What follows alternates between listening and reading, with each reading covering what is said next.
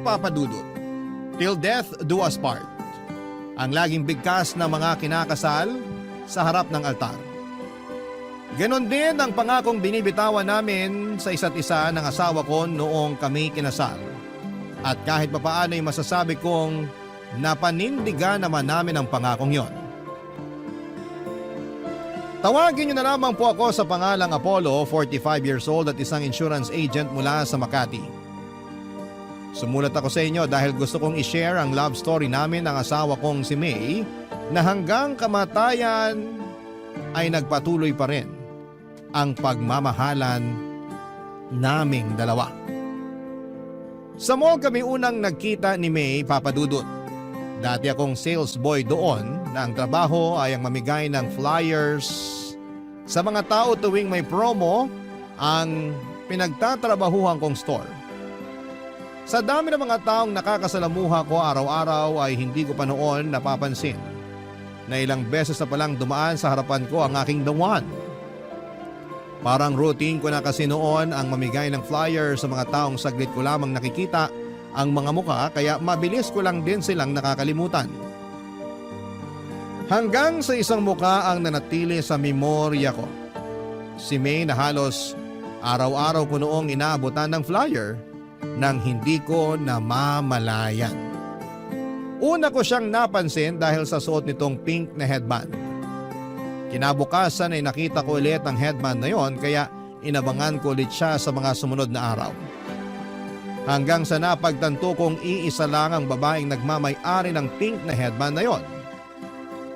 Noong muling dumaan sa store ang babae ay doon ko na siya unang kinausap, Papa Dudut.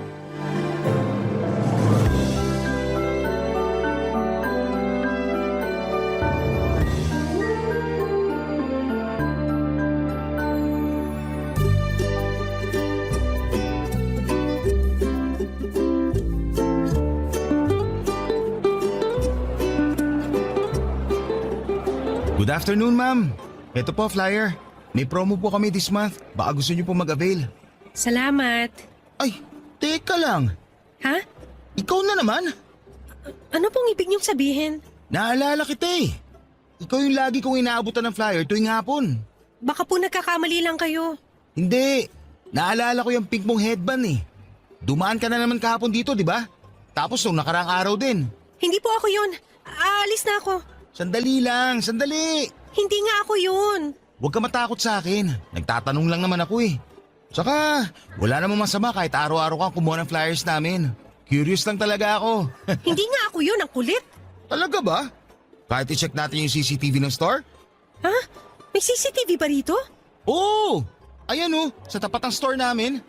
Natutuwa lang ako sa ginagawa mo na kahit araw-araw kitang inaabutan ng flyer, kinukuha mo pa rin. Yung iba kasi, hindi man lang nila ako pansinin kapag nag-aabot ako sa kanila. Ang sakit kaya nun kapag hindi ka pinapansin ng mga tao. Nahihiya lang din kasi ako kapag hindi ko kinuha yung inaabot mo. So, ikaw ngayong babae kahapon sa kanong nakaraan. Sabi na eh, hindi ako nagkakamali.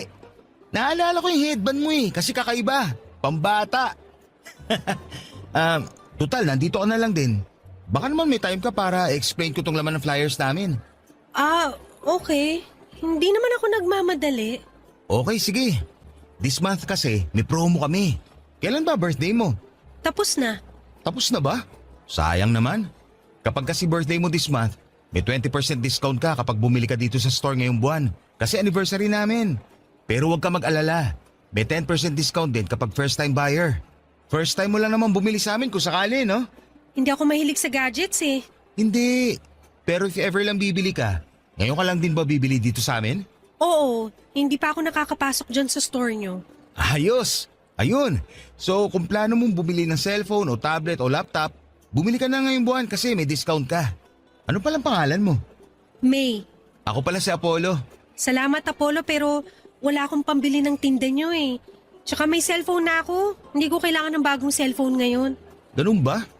O sige, pero kapag nangailangan ka, dito ka sa amin pumunta ha. Tutulungan kita makakuha ng discount. Okay, sige. May kailangan ka pa ba? May gusto ka bang itanong? Ang totoo niyan, hindi yung ibinibenta mong sadya ko kung bakit ako paulit-ulit na dumadaan dito sa store nyo. Ha? Ano? Teka, sinasabi mo ba na sinasadya mong dumaan dito? Parang gano'n na nga. Wala naman talaga akong binibili sa mall na to eh. Bakit ka nagpupunta dito? Nangongolekta ka ba ng flyers? Hindi, wala, nakakaya. Basta, alis na lang ako, baka bahala na kita. Hindi, sandali. Sabihin mo na. Bakit ka naman dumadaan dito kung wala ka naman palang ibang sadya? May sadya ko pero hindi yung store niyo ang sadya ko. Ano? Ikaw, Ha? Ako?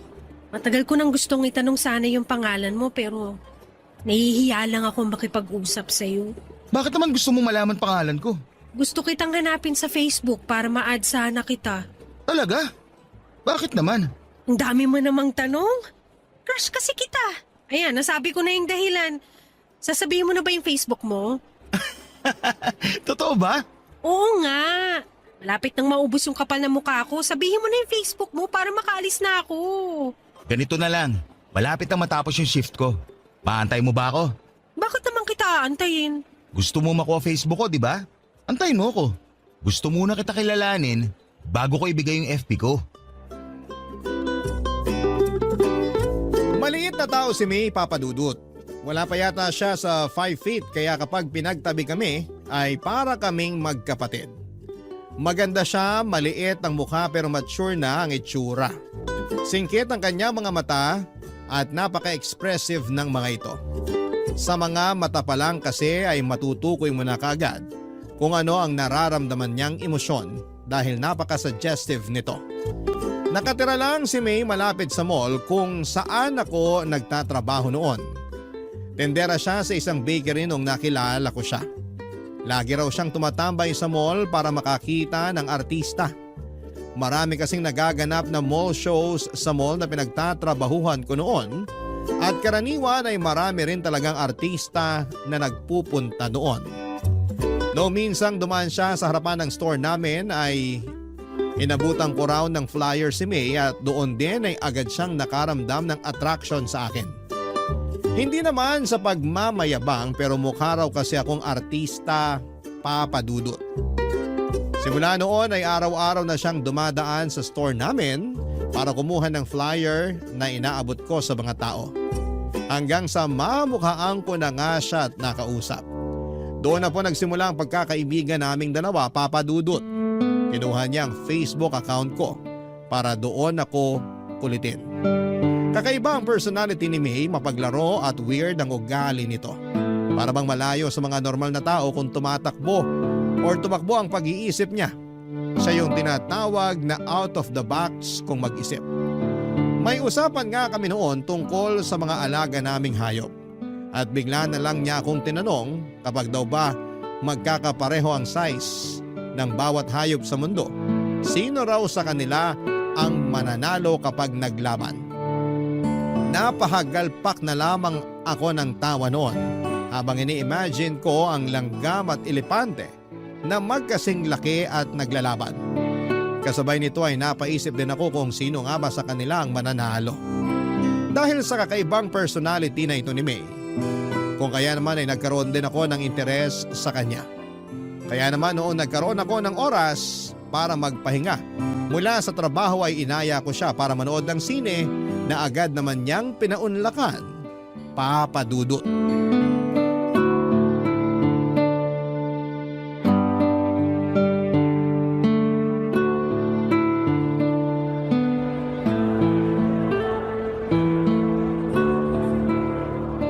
Ang lala ng twist ng pinanood natin ah. Sabi ko sa'yo yun ang killer. Ayaw mo kasing maniwala. Sino ba naman kasi mag-aakala na yung bida ang mismong buwapatay? Hindi ko yun in-expect. Ang galing ng direktor nun. Anong hindi halata? Halata nga eh.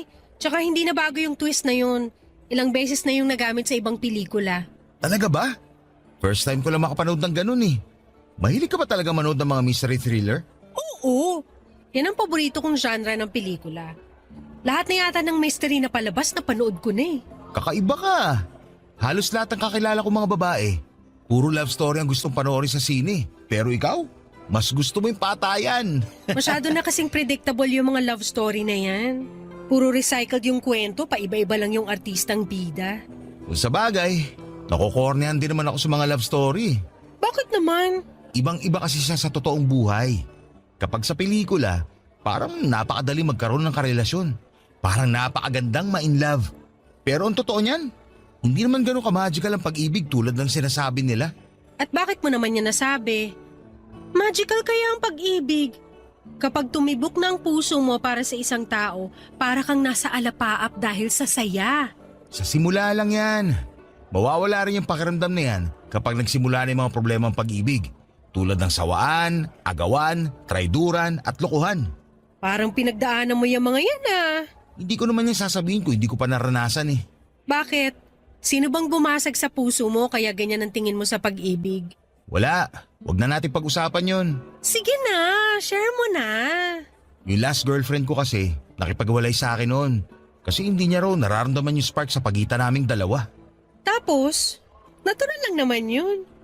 Kung hindi niya napanindigan yung pagmamahal niya sa'yo, ibig sabihin, hindi siyang para sa'yo. Parte yun ng paghahanap ng pag-ibig. Kaya nga ayoko sa mga love story na palabas dahil doon. Hindi nila ipinapakita ibang parte ng pag-ibig. Yung parte na masakit. Kasi ang mga pelikula for entertainment yan. Hindi yan ginawa para pagdusahin ng mga manonood. Masyado mo namang siniseryoso yung mga palabas sa sinihan. Babalik tayo sa ex mo. Anong nangyari pagkatapos nun? Ayun, wala pang isang linggo. Nabalitaan ko na lang na sila na pala ng kaibigan ko. Magtutropa kasi kami tapos nung naghiwalay kami ng ex ko, sinalo siya ng kaibigan ko. Nalaman ko na lang na matagal na pala siyang inaantay ng tropa ko. Kaya nung nalaman niyang hiwalay na kami, pumila kagad siya. Ang saklap naman nun. Pero at least hindi kayo pinagsabay, di ba? Mas masakit yun. Kahit ano pa ang nangyari, ang ending, nasaktan pa rin ako. Ang puso, kailangang masaktan para maintindihan mo kung ano ba talaga ang ibig sabihin ng totoong pagmamahal. Ikaw ba? Nasubukan mo na ba masaktan? Sa pag-ibig? Hindi pa. Bakit? Siguro ikaw yung nananakit. Hindi ah. Hindi ko pa na-experience yung masaktan dahil hindi ko pa naman naranasang makipagrelasyon. Talaga? Hindi pa? Oo. Hindi ko pa naranasang magkaroon ng boyfriend. Wala ka pa naman palang nakarelasyon eh. Pero kapag magbigay ka ng payo, parang ang dami mo na experience ah. Mahilig kasi ako magbasa at saka manood kaya parang na-experience ko na rin kahit papano yung tinatawag nilang pag-ibig. Iba pa rin kapag totoong karanasan. Eh diligawan mo ko para masubukan ko na magkaroon ng boyfriend. Lo, ang prangka mo talaga kahit kailan. Hindi naman na kasi sikreto na may gusto ko sa'yo. Ikaw lang naman yung inaantay ko eh. Ay nako, tara na nga. Baka kung saan pa mapunta tong usapan na to. Kain muna tayo bago umuwi. Okay, sige.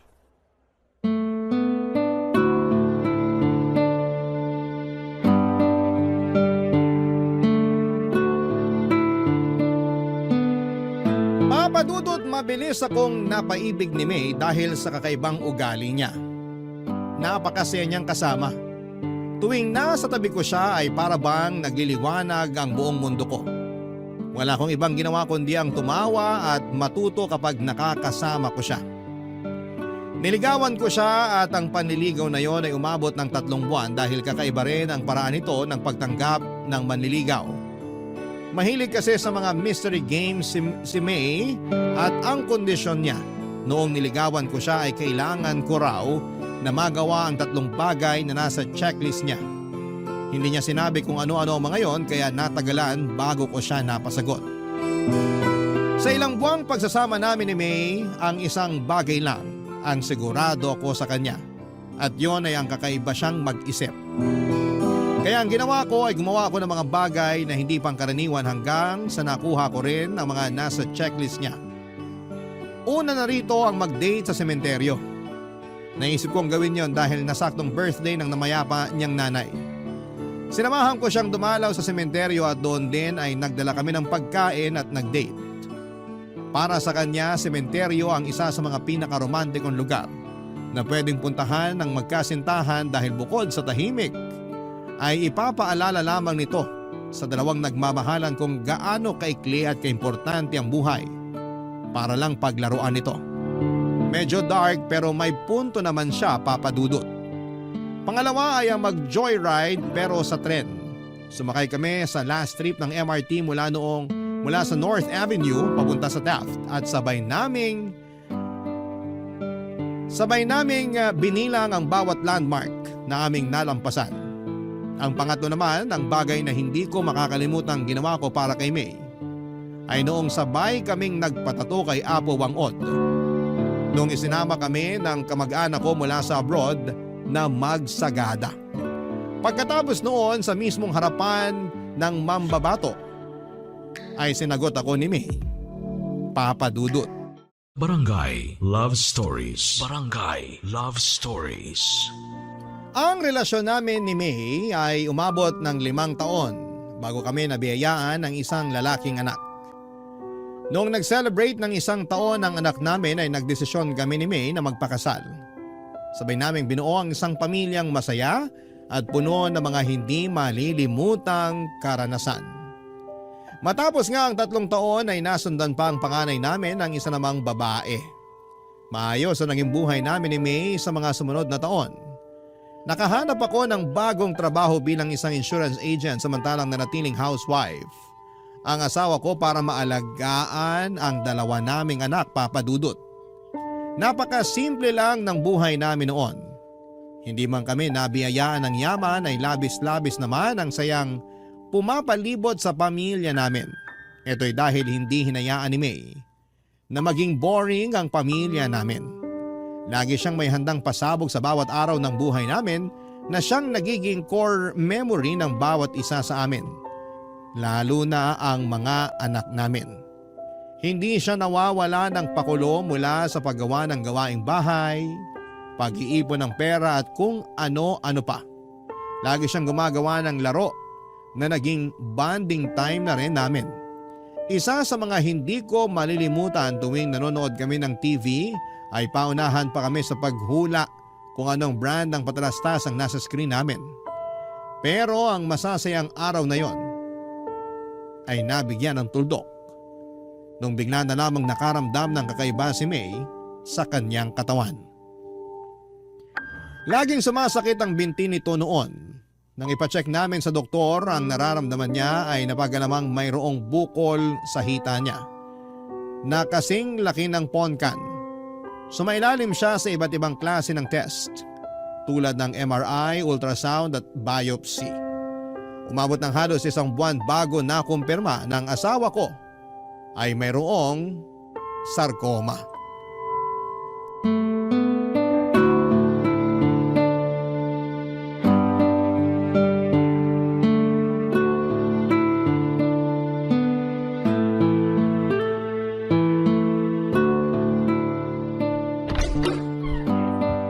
Mahal, nandito na ako. Maaga ka umuwi ngayon ah. Oo, wala akong masyadong nakasabay mag-commute. Ewan ko ba? Sana ganun lagi para maaga ako nakakauwi. Nasaan pala yung mga bata? Tulog sila pareho. Halika rito, tabihan mo ako, may ipapagawa ako sa'yo. Ano yun?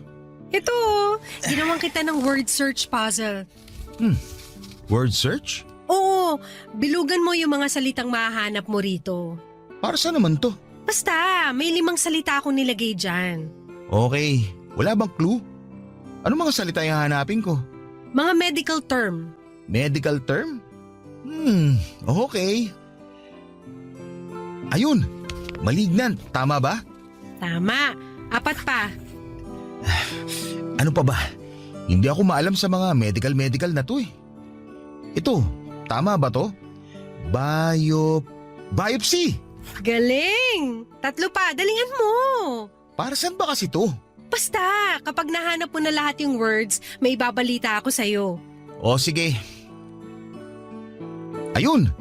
Therapy. Ayun pa! Tumor! Isa na lang. Nasaan pa ba? Hindi, mali. Nahanap ko na yung huli! Cancer! Congrats! Ano namang kinalaman ito sa ibabalita mo sa akin? Ano ba yung mga nahanap mong salita? Cancer, tumor, therapy, malignant, tapos biopsy. Teka, dumating na ba yung mga test mo sa ospital? Oo, nagkausap na kami ng doktor ko kanina. Confirmed. Ang alin? Yung mga binilugan mong salita, yan yung sakit ko. Cancer. Ano? Pinaglaro mo ako para lang sabihin may cancer ka? Pinaglolo ko mo ba ako, May? Ang boring naman kasi kapag sinabi ko lang sa'yo ng diretsahan. Mas maganda yung may thrill para surprise. Sa tingin mo, nakakatuwa itong ginagawa mo? Buhay ito pinag-uusapan natin. Magseryoso ka naman kahit ngayon lang. Hindi lahat pwedeng gawing laro. May cancer na nga ako, pinapagalitan mo pa ako. Sorry. Ikaw kasi. Anong sabi ng doktor? Anong klaseng cancer? Anong stage? Sarcoma. Ano yun? Anong klaseng cancer yun? Hindi ko maalala yung sinabi ng doktor. Parang cancer sa buto at sa tissue. Parang ganun. Buong katawan. Kailangan ko raw ng treatment para maagapan yung pagkalat ng cancer. Kailan ka magsisimula? Wala pang date. Sinabi ko kay Doc na kakausapin muna kita tungkol dito. Magpa-treatment ka na. Huwag na natin patagalin to. Pero kakayanin ba natin yung gastos? Huwag mo nang problemahin yan. Ako nang bahala sa gastos. Magagawan ko yan ng paraan. Hindi ba mas makakabuting mamatay na lang kaysa idamay ko pa kayo sa problemang to? Anong pinagsasabi mo? Ang pera, nahahanap yan. Ang buhay, hindi na yan napapalitan. Mas gusto ko na lang na malubog sa utang kaysa mamatay kami. Tandaan mo yan. Oh, nagagalit ka na naman. Ayoko lang na ganyan ang iniisip mo. Walang mabuting maidudulot ang pagkamatay mo. Kaya labanan mo yung sakit mo. Para sa mga anak natin at para sa akin. Sige, oo, lalaban ako. Magpapagamot ako. Alam na ba to ng mama mo? Ikaw pa lang ang pinagsabihan ko. Tatawag ako kay mama mamaya baka sakaling makahiram din tayo sa kanya ng panggastos. Kakausapin ko rin yung mga kapatid ko tungkol dyan. Basta ang mahalaga ngayon, magsimula ka na sa treatment mo. Papadudot lumaban si May at ginawa ko ang lahat para matustusan ang mga gastusin para sa treatment niya. Nag-apply ako sa mga loans at naghanap ng sideline para mabayaran ang mga hospital bills ni May. Hindi rin naman po kami pinabayaan ng mga kamag-anak at kaibigan namin. Nagpaabot din ng tulong ang pamilya ni May, ganoon din ang mga kapatid ko. Minsan kapag nasa ospital kami, ay ang mga in-laws ko ang nagbabantay sa mga bata. May oras nga noon na ilang linggong nawalay sa amin ng mga anak namin dahil kinailangan namin magstay sa ospital noon.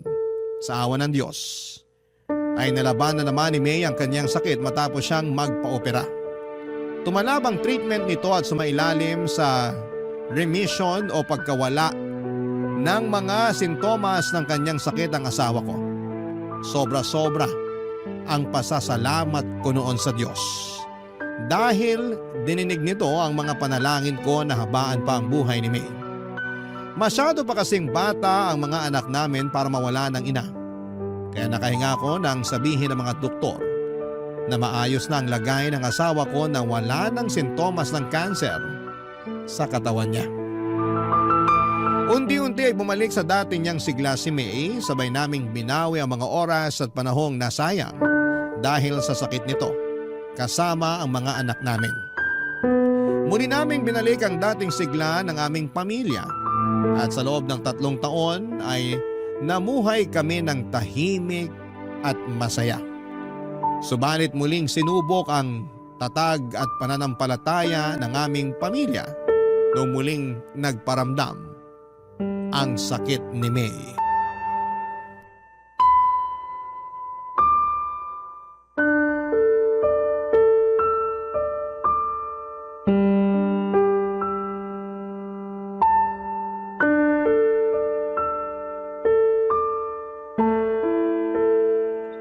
So paano ngayon yan?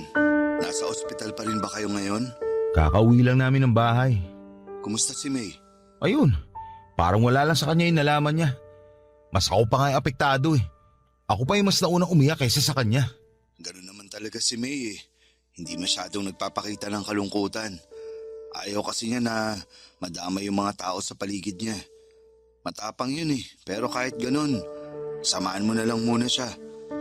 Alam ko na kahit hindi yun nagpapakita ng emosyon eh, mabigat ang pakiramdam nun ngayon. Alam ko naman yun. Nagpapahinga na siya ngayon. Kailan ulit siya sasailalim sa chemo niyan? Bukas na ulit. Medyo aggressive daw yung cancer sa katawan niya. Kaya mas madugo ang treatment ngayon kaysa noon. Hayaan mo, isasama ko siya sa mga panalangin ko. Manalig lang kayo sa Diyos. Malalampasan niyo rin to katulad ng dati. Salamat, Dan. Kung kailangan niyo ng tulong, huwag kang magdalawang isip na tawagan ako. Pwede ako magbantay sa mga bata kapag nasa ospital kayo. Salamat pero nakausap ko na si nanay tungkol dyan. Siya munang tatao dito sa bahay kapag nasa ospital na kami. O siya, sige na. Magpahinga ka na rin. Salamat sa pagtawag pre ha. Walang anuman. Apollo? Apollo? Sandali lang po, nandyan na. Oh ma, pasok po kayo. Nasaan ang anak ko? Okay na ba siya? Nasa kwarto po si May, nagpapahinga na po siya. Bumiyahe ako agad nung nabasa ko yung text mo. Ano bang nangyari sa kanya? Sumakit po yung likod niya kaninang umaga. Namimilipit na siya sa sakit, kaya itirakbo ko na lang siya sa ospital. Anong sabi ng doktor? Maayos na ba siya? Ma, bumalik po yung cancer ni May. Ano? Diyos ko, May. Akala ko ba maayos ng lahat? Akala ko pa wala na siyang cancer. Yun nga rin po ang alam namin eh. Pero sabi ng doktor, may pagkakataon talaga na bumabalik yung tumor sa mismong pinanggalingan nito. Mahabaging Diyos, ano nang nangyayari dito sa anak ko? Ma, sa inyo ko lang po muna sasabihin to. Hindi pa po to alam ni May. Pero bago kami umuwi, nakapag-usap kami ng doktor niya. Anong sinabi niya sa'yo? Masyado daw aggressive yung cancer cell sa katawan ni May. Binigyan na po siya ng doktor ng taning. Anong sabi mo? 2 weeks hanggang 2 months na lang daw po itatagal ng katawan niya. Hindi ito maaari. Baka naman nagkakamali lang yung doktor. 2 weeks? Magkausap lang kami kahapon ni May sa video call. Ang lakas-lakas pa ng anak ko. Basta ang sabi lang po sa akin, ihandaan na lang po natin ang mga sarili natin. Pero ma, huwag niyo na lang mo sanang sabihin to kay May ha. Ayokong mapanghinaan siya ng loob. Diyos ko, ang anak ko. Gagawin naman daw po ng mga doktor ang magagawa nila para mapahaba pa ang buhay ni May. Umaasang tumalab yung treatment at mapahina ulit yung cancer katulad ng dati. Pero sa pagkakataong to, baka raw po medyo dehado. Anong klaseng doktor yan kung hindi pa man nagsisimula yung treatment nawawala na sila ng pag-asa? Tayo na lang po ang inaasahan ni May. Kaya wag din sana tayo mawala ng pag-asa. Palaban si May at alam kong lalabanan niya tong sakit niya. Magtiwala po tayo sa Diyos. Papadudot ang panalangin ko noon sa Diyos ay dugtungan pa ang buhay ng asawa ko. Pinagbigyan niya ako at dinugtungan niya ang buhay ni May. Maaaring kalabisan na kung humingi ulit ako sa kanya ng oras pero yun po ang ginawa ko.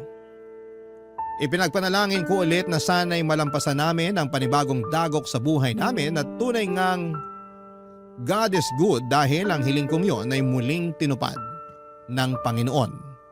Nalampasan po ni May ang taning na ibinigay sa kanyang buhay. Ganon pa man ay tuluyan ng humina ang katawan nito. Nakaratay na lamang siya noon sa kama, hirap kumilos, hirap kumain, hirap huminga. Ang tanging nagagawa na lamang niya noon ay ang umiyak ng umiyak dahil sa sakit na nararamdaman niya mula sa iba't ibang parte ng kanyang katawan. Hindi ko po iniwan si May sa kanyang laban. Lagi akong nasa tabi niya sa tuwing nahihirapan siya. Mula umaga hanggang sa pagtulog namin ay hawak-hawak ko ang mga kamay niya para maiparamdam ko sa kanyang hindi siya nag-iisa. Hanggang sa nag-decide si May na itigil na ang treatment niya. Hindi na raw kaya ng katawan niya ang bagsik na dulot ng mga treatment na ginagawa sa kanya. Pakiramdam niya ay mas lalo lang daw siyang nanghihina. Hindi ako pumayag noong una pero dahil sa pakiusap nito ay wala na akong nagawa kundi ang ibigay ang kahilingan niya. Umabot pa nga ng 4 na buwan si May bago tuluyang bumigay ang katawan niya. Papadudot na gulat ako sa naging reaksyon ng puso ko noong nag-flatline si May. Nakahinga ko. Sa halip na balutin ako ng kalungkutan ay nakaramdam ako ng kaginhawahan. Sa wakas ay tapos na ang paghihirap ng asawa ko. Hindi na niya kailangang mamilipit sa sakit. Hindi na niya kailangang umiyak. Hindi na niya kailangang maghabol ng kanyang hininga. Payapa na siya. Wala nang paghihirap. Wala nang pagdurusa. Barangay Love Stories. Barangay Love Stories. Papadudot ang isa sa mga pinakamahirap na parte ng pagluluksa ay ang pagharap sa katotohanan. Sa mga huling buwan ni May ay inihanda ko na ang sarili ko sa pagkawala ng asawa ko. Ang akala ko noon ay makakaya ko nang tanggapin ang katotohanan, pero noong nangyari na nga ay hindi pa rin pala ganong kadali ang lahat. Sa buong burol ni May ay wala akong ibang naramdamang emosyon kundi ang pagkamanhid. Marahil noong mga panahong yon ay hindi pa napoproseso ng utak ko ang mga nangyayari. Para akong robot na sinunod ang lahat ng kahilingan ng asawa ko. Isang listahan kasi ang ginawa niya na kailangan kong sundin kapag namatay siya. Siya ang namili ng kulay ng makeup na isusuot sa kanya. Pati damit at kulay ng kabaong ay pinagplanuhan din niya. Gusto niyang paglamayan namin siya ng 1 linggo bago siya i-cremate. At kapag abo na lamang siya ay ako raw mismo dapat ang magpapakalat ng mga abo niya sa lugar kung saan niya ako sinagot. Walang iba kundi sa Sagada. Ginawa ko ang lahat ng iyon, Papa Dudut, maliban sa hunintong kahilingan na ikalat ang abo niya. Hindi ko pa kasi siya kayang bitawan, kaya naman pinagsantabi ko muna ang kanyang kahilingang yon. Matapos i-cremate si May ay sakalang nag-sink in sa akin na wala na talaga ang asawa ko. Hindi na niya maisusuot ang paborito niyang damit. Hindi na niya magagamit ang mga make-up na nakakalat pa rin sa kanyang vanity mirror. Hindi na niya matatapos ang librong binabasa niya na nooy 3 chapters na lamang ang natitira.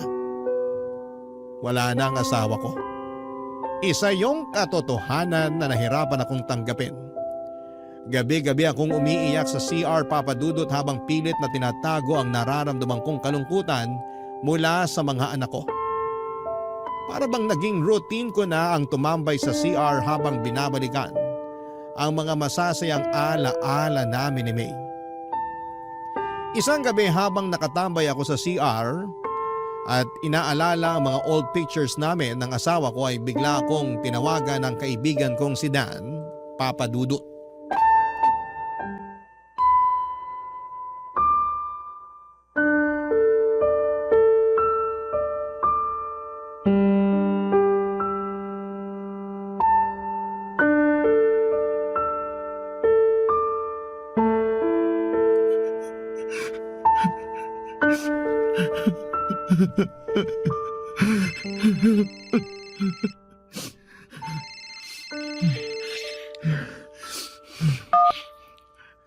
Hello, Dan. Napatawag ka. Hello pre, gising ka pa ba? Hindi ba kita naabala? Hindi naman. Gising pa ako. May inaayos lang ako. Bakit? May problema ba? Wala naman, kukumustahin lang sana kita. Maayos naman ako ngayon. Talaga? Alam ko na nasa sitwasyon ka ngayon kung saan hindi mo na pwedeng i-deny yung nangyari. Ngayong tapos na ang lahat, ngayon mo lang mararamdaman yung sakit ng pagkawala ng asawa mo. Alam ko yun kasi naranasan ko na rin yan nung namatay yung asawa ko. Kaya naiintindihan ko kung hindi ka man okay ngayon.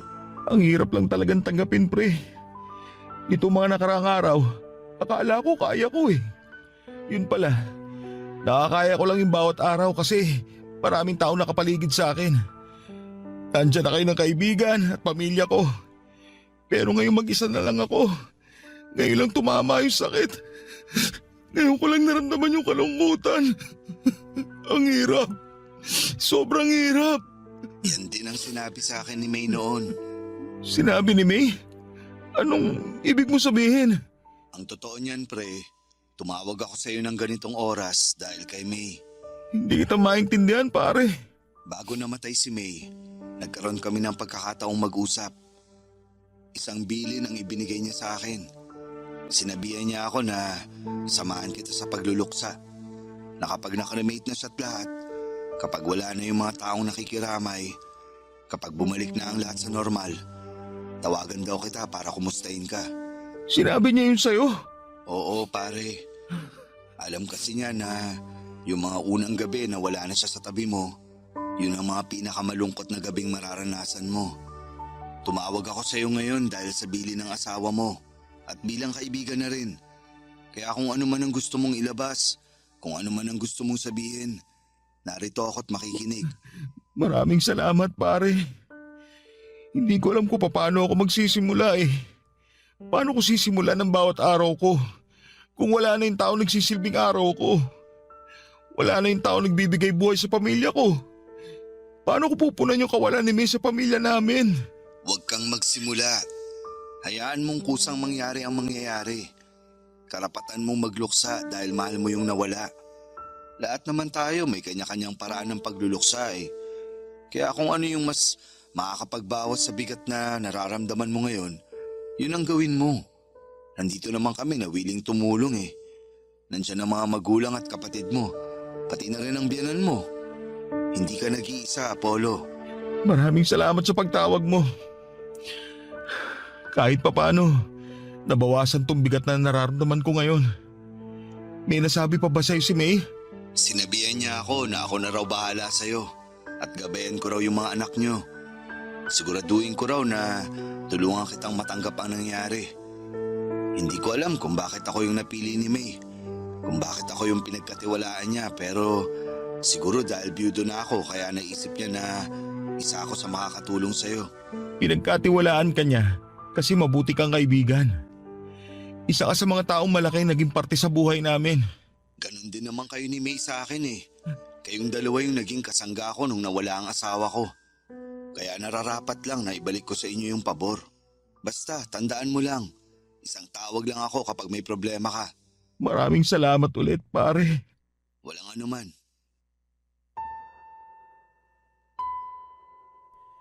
Nagulat ako, Papa Dudut, na kahit nawala na si May, ay nagawa pa rin pala niyang magplano para sa hinaharap. Hindi ko lubos maisip na kahit nasa kalagitnaan na ng paghihirap si May, ako pa rin ang iniisip niya. Mas lalo tuloy akong nalungkot at nangihinayang sa sanay magandang buhay ng asawa ko. Napakabata pa niya para pumanaw. Marami pa siyang pwedeng mapasaya sa buhay kaya sobra akong nasayangan sa sanay buhay na pwede pa nitong maranasan. Papadudot, hindi lang si Dan ang binili ni May na tumawag sa akin. Sa ika-40 days ng pagkamatay ni May ay nagkaroon ng memorial service sa bahay. Doon ay nilapitan ako ng kapatid ko at isang sulat ang ibinigay niya sa akin, Papadudot. Anito ay sulat yon ni May para sa akin. Pero ang kapatid ko ang nagsulat nito dahil hindi na kaya noon ni May ang bumangon. Basahin ko raw ito kapag wala ng tao sa bahay. Kapag mag-isa na lamang ako at nakakaramdam ng kalungkutan. Sa sulat ay kinumusta ako ni May. May mga ilang bilin din siya sa sulat, Papadudot, kung ano ang dapat kong gawin sa mga naiwan niyang gamit. Gusto niyang itapon ko na ang mga personal niyang gamit. Ang mga damit naman na pwede pang isuot ay idonate ko raw sa mga nangangailangan. Huwag daw ako mag-iwan ng bagay na magpapalungkot lamang sa akin. Kinabukasan ay yun po ang ginawa ko. Nilinis ko ang kwarto namin at kahit mabigat sa pakiramdam ay tuluyang ko nang inalis sa bahay ang mga gamit ng namayapa kong asawa. Sa mga sumunod na buwan ay nagkaroon ako ng excitement sa kung sino pa ang mga taong binilina ni May. Araw-araw ko nag-aabang sa mga tawag ng mga kamag-anak at kaibigan namin dahil baka may dala-dala silang mensahe mula sa asawa ko, Papadudot. Ang pangatlo at huling mensahe na nakuha ko mula kay May ay noong binisita ko ng biyanang ko sa bahay sa mismong unang death anniversary ni May, Papadudot.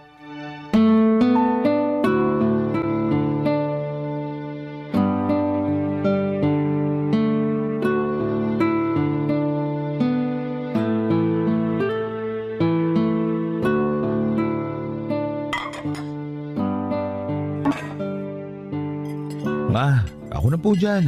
Hindi na, ako na magliligpit dito. Dalhin mo na lang to sa kapitbahay nyo. Pansit yan tsaka puto. Sayang din kapag hindi naubos, wala namang iba ng kakain. Maliban na lang kung may darating ka pang bisita. Wala na pong darating. O siya, Itong itinabi kong ulam, ulamin nyo na lang bukas. Sige po. Nakakapagod tong araw na to. Alam mo ba, simula alas 4 nagluluto na ako. Sabi ko naman po kasi sa inyo, Ma. Mag-order na lang po tayo para hindi kayo mapagod. Hindi pwede. Kapag nag-order tayo, para na rin nating ininsulto si May. Dapat bigyan pa rin natin siya ng oras kahit na sa paghahanda lang ng anibersaryo ng pagkamatay niya. Alalahanin natin siya sa pamamagitan ng pagkaing inihanda natin para sa kanya mismo. Salamat po pala sa pag-prepare ng handa ngayon. Walang anuman. Nasabi na sa akin niya ni May bago pa siya pumanaw. Binili na niya ako na pagsapit daw ng death anniversary niya, ako raw ang magluto ng handa dahil hindi ka raw marunong magluto. Binili na niya rin po kayo? Oo.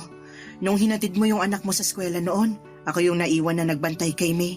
Nag-usap kami tungkol sa buhay-buhay, tapos nabanggit niya na natatakot siyang mamatay. Hindi dahil mawawala na siya sa mundong to, kundi dahil maiiwan niya kayong mag-aama niya. Paano na lang daw kapag may handaan?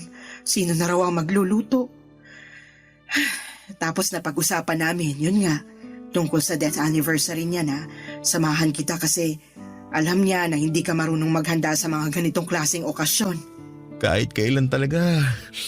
Kahit wala na siya rito. Kami pa rin ang inaalala ni May. Ay, ganun talaga yung batang yon. Mas iniisip niya yung kapakanan ng iba kaysa sa kanya. Bago pala siya pumanaw, may iniwan si May para sa'yo. May iniwan po siya? Ano po yun? May nirecord siya para sa'yo. Sabi niya, iparinig ko raw to sa'yo sa first anniversary ng kamatayan niya. Nasaan po? Ay, taka, nandito sa cellphone ko eh. Tulungan mo nga akong hanapin, nasa recording yun eh. Amin na po. Ako na ang titingin. Ayan yung cellphone ko. Hanapin mo na lang. 556655 ang passcode. Sige po. 556655. Tapos sa recording po, no? Oo, May ang nakalagay na pangalan. Ayun po. Nakita ko na. Play ko na po. Sige, play mo na. Hello, mahal. 1 taon na ba ang lumipas? Ang bilis naman. Parang kailan lang nung nawala ako ah.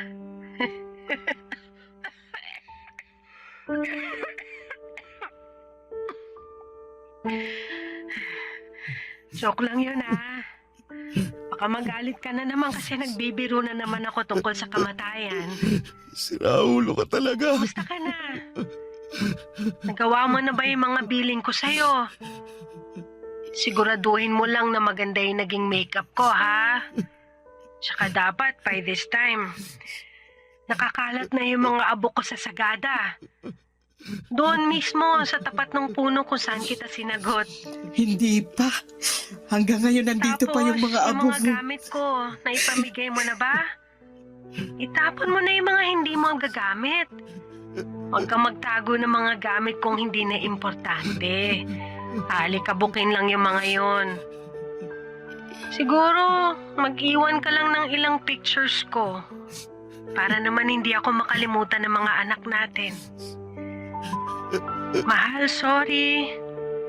Hindi ko na magagawa yung pangako ko sa'yo. Nasasamahan kita hanggang pagtanda. Sorry kung hindi ko na kayang lumaban. Hindi ko na talaga kaya eh. Hirap na ako. Pero sana, kahit nawala na ako, magpatuloy ka pa rin sa buhay.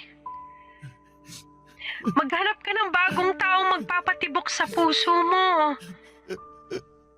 Ng bagong nanay sa mga bata. Walang kaso sa akin yun. Ang mahalaga lang para sa akin ay yung makita ko kayong mamuhay ng masaya, payapa, at malusog. Yun lang naman.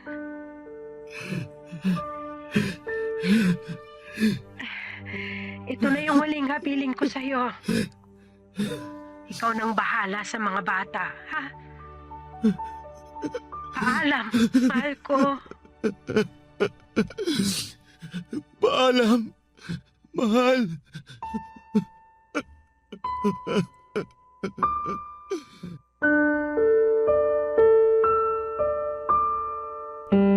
Ang totoo niyan, Papa Dudut, ay hindi pa talaga tuluyang nakakalaya ang puso ko mula sa kalungkutan ng pagkawala ni May.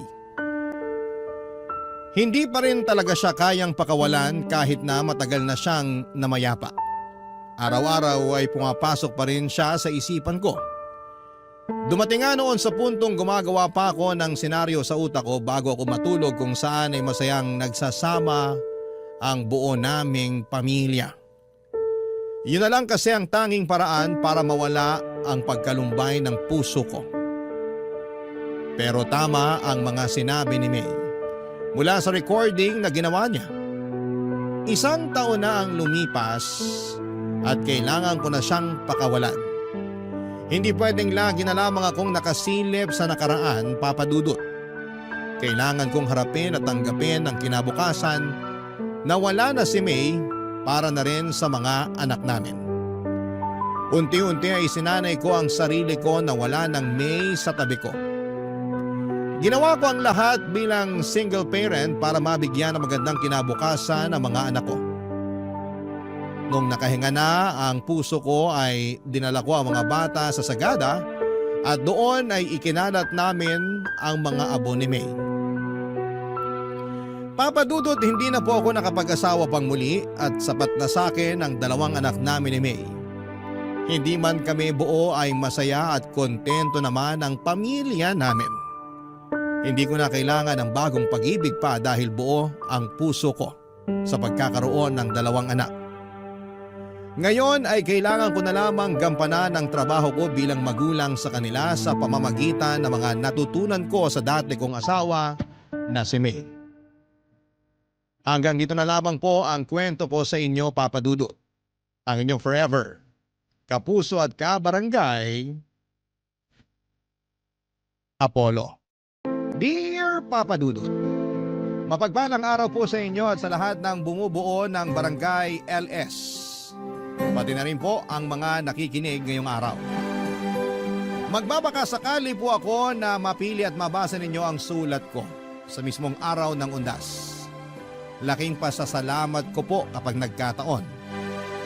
Tawagin niyo na lamang po ako sa pangalang Junie, 29 anyos. Taga-Aklan na po ako ngayon pero nangyari po ang kwento ko noong nakatira ako sa Antique. Lumaki po ako na walang ama. Ang tumayong tatay ko po noon ay yung stepfather ko na si Tito Domeng. Kaya nang mamatay ang nanay ko ay siya na lamang ang naiwan sa akin. Hindi niya ako pinabayaan kahit na hindi naman niya ako kadugo. Aaminin ko po agad sa inyo na matatakotin po akong tao. Madali akong magulat at nagbubutil-butil po talaga ang pawis ko kapag nakakaramdam ako ng takot. Mula pagkabata po kasi ay nakakakita ako ng mga ligaw na kaluluwa. Malakas din ang pakiramdam ko tuwing may kakaibang elemento sa paligid ko. Laki ako sa probinsya at marami ng kababalaghan ang naranasan ko na hindi ko pa nakikwento sa iba. Wala rin akong pinagsabihan noon na nakakakita ako ng mga ligaw na kaluluwa. Pero isa lang ang nasiguro ko noon. Bukas ang third eye ko kaya nakikita ko sila. Hindi yun naging madali sa akin dahil madalas akong nasasabihan na maluwag ang tornilyo. Masakit po para sa aking masabihan ng ganon dahil hindi ko naman ginustong magkaroon ng ganitong kakayahan. Kaya naman tuwing natatakot ako ay tinutumbasan ko na lamang yon ng dasal. Hindi naman ako araw-araw nakakaranas ng kababalaghan pero tuwing nakakakita ako ng isang ligaw na kaluluwa ay binabangungot po ako, Papa Dudut. At noong malaman ni Tito Domeng ang tungkol sa kakayahan ko ay ginamit niya ako sa panggagamot niya. Marami pa rin po kasi noon sa probinsya yung mga naniniwala sa tradisyonal na manggagamot. Sa mga ganong manggagamot lumalapit ang mga tao kapag walang sapat na perang pampaospital. At yun nga po ang naging trabaho ng stepfather ko, Papa Dudut. Noong bata pa ako ay bilib na bilib ako sa kanya sa paniniwalang nakapanggagamot nga talaga siya. Pero nang lumaki na't nakapag-isip ng mabuti, ay saka ko lang napagtanto na malaking kalokohan lang pala ang lahat, Papa Dudut.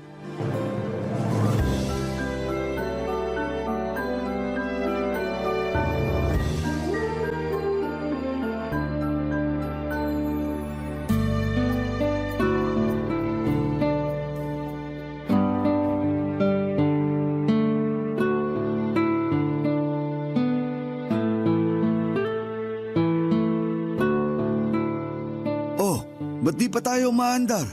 Titingnan ko muna yung gulong, Tito. Flat yata. Ha? Ngayon pa talaga? Pudpud na kasi yung gulong nitong tricycle eh.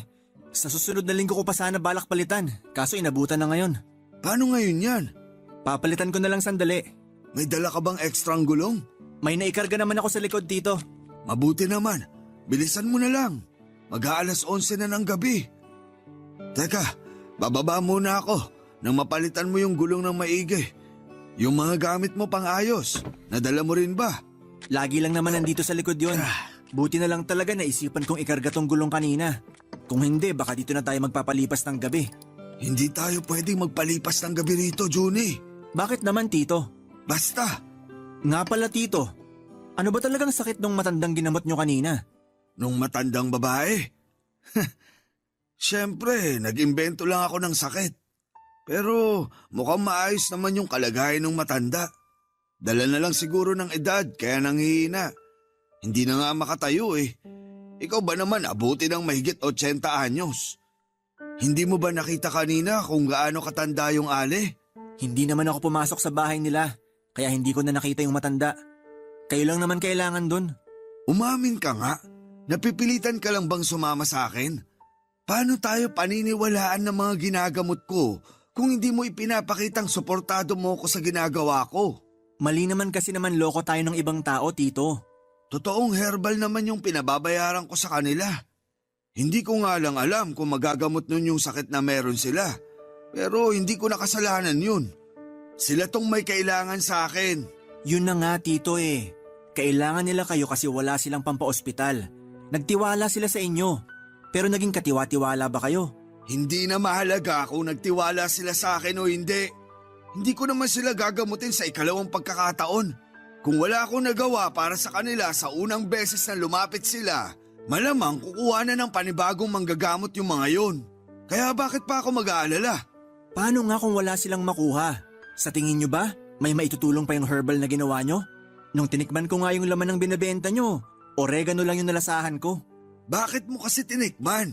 Siraulo ka pala eh. Ay, bilisan mo na lang dyan ang makauwi na.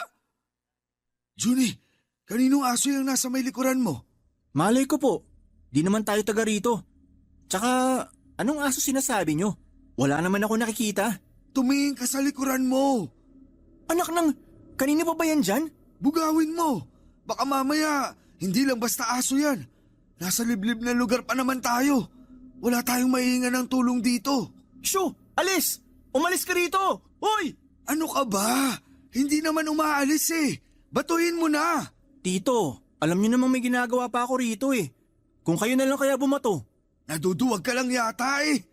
Ay, pambihira naman oh. Bibilisan ko na lang dito para makaalis na tayo. Ano, Junie? Wala na bang ibibilis yan? Tapos na ako, Tito. Pwede na kayong sumakay. Oh, ayos lang ba kayo?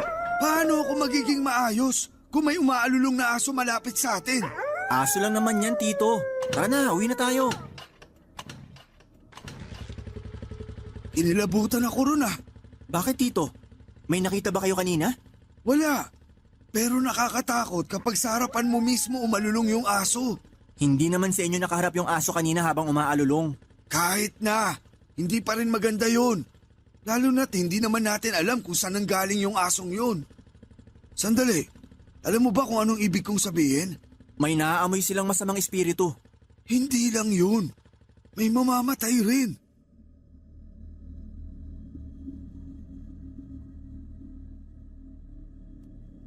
Papadudot kahit nakaramdam ako ng takot ng mga sandaling yon, ay nagpanggap na lamang ako kay Tito na hindi apektado sa mga nangyari. Ang totoo po kasi ay may nakita akong binata, siguro ay mga 18 o 19 years old siya, kung saan mismo nakaharap yung asong kalye. Kahit na hindi ko titigan ay alam kong isa na naman yung ligaw na kaluluwa. Dahil sa aming dalawa ni Tito ay ako lamang ang nakakakita ng mga ganon. May pamahiin kaming pinapaniwalaan tuwing may umaalulong na aso. Meron daw itong nakikitang masamang espiritu o di kaya'y may mamamatay. At sa pagkakataong yon ay kami lang naman ni Tito ang magkasama kaya gano'n na lamang ang kabang naramdaman ko. Dahil sa nangyari ay hindi na naman ako nakatulog ng maayos sa pag-uwi namin.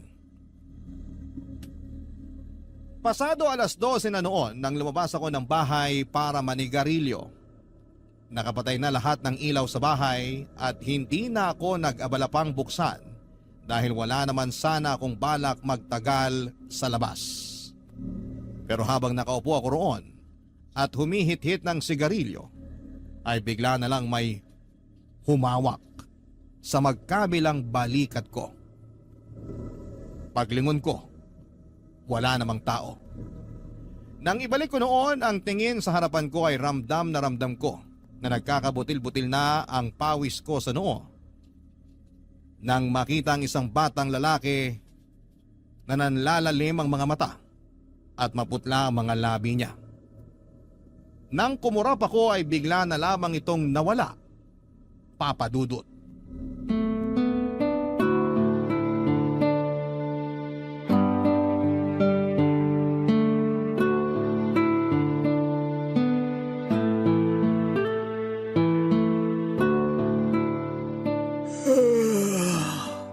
Parang antok na antok ka. Hindi ka ba nakatulog ng maayos kagabi? Naalimpungatan kasi ko kagabi. Ang ingay ng mga aso ng kapitbahay. Tahol ng tahol. Hindi naman siguro tayo sinundan nung asong nakita natin kagabi, no? Si Tito talaga. Di makamove on dun sa aso. Huwag niyo na kasing isipin yun. Hindi naman tayo sinundan ng aso. Kung sumunod yun at humabol sa atin, dun kayo matakot. Baka aswang na yun. Oh, bakit tawang-tawa ka dyan? Parang di ka duwag ah. Saka alam mo namang mapamahiin akong tao. At ikaw, alam kong naniniwala ka rin sa multo. Kaya wag ka nang magtapang-tapangan dyan. Mag-almusal na lang tayo, Tito. Tapos na ako, kanina pa. Kumain ka na dyan. Naglaga ako ng kamote at itlog para sa almusal. Ayusin mo yung sarili mo. Hindi pwedeng paantok-antok ka sa pupuntahan natin mamaya. Tito, baka naman pwedeng mamasada na lang muna ako. Kayo na lang pumunta ron sa gagamutin nyo. Hindi naman ako kailangan dun eh. Kayang-kaya nyo na yun. Ano? Seryoso ka ba? Hindi pwede. Walang maghahatid sa akin papunta ron. Kung gusto nyo, ihahatid ko na lang kayo. Pero hindi na ako sasama sa inyo sa panggagamot. Bakit? Ayaw mo na ba akong tulungan? Hindi naman sa ganon, Tito. Hindi na kasi kaya na konsensya ko yung ginagawa nyo. Hindi naman talaga kayo nakakapanggamot eh. Yang bibig mo. Baka may makarinig sa'yo. Pwede namang manghilot na lang kayo. Bakit kailangan nyo pang magpanggap bilang manggagamot? Kasi doon ako madaling magkakapera. Maraming taga rito sa atin na naniniwala pa rin sa mga katulad ko. Naghahanap buhay sila, Tito. Bawat halagang binabayad nila sa inyo, pinaghihirapan nila yon. Kaya lumaban naman sana kayo ng patas. Anong lumaban ng patas pinagsasasabi mo dyan? Hindi ba ako lumalaban ng patas? Kung nagtatrabaho sila, nagtatrabaho rin ako. Pinaghihirapan ko rin yung ibinabayad nila sa akin. Alam mo, kaya di ka umaasenso kasi masyado kang madrama sa buhay. Ano sa tingin mo? Pang-drama sa radyo buhay mo? Umayos ka nga. Hindi mo na problema kung paano nila kinita yung pera nila. Ang mahalaga, binabayaran ka. Ganun lang yun. Kung hindi mo titibayin yung sikmura mo, magugutom ka talaga. Maraming paraan para kumita nang hindi ka nanloloko ng mga tao, Tito. Ginusto niyo lang talaga yung ganyang gawain, kaya nakasanayan niyo na. Tigilan mo na nga yan. Huwag mo na akong pangaralan. Mag-asikaso ka na. Sasama ka sa akin mamaya. Sabi ko ho, ihahatid ko na lang kayo mamaya. Susunduin ko na lang kayo kapag pauwi na. Tawagan niyo na lang ako. Bakit ba ang tigas ng ulo mo? Kailangan nga kita ron.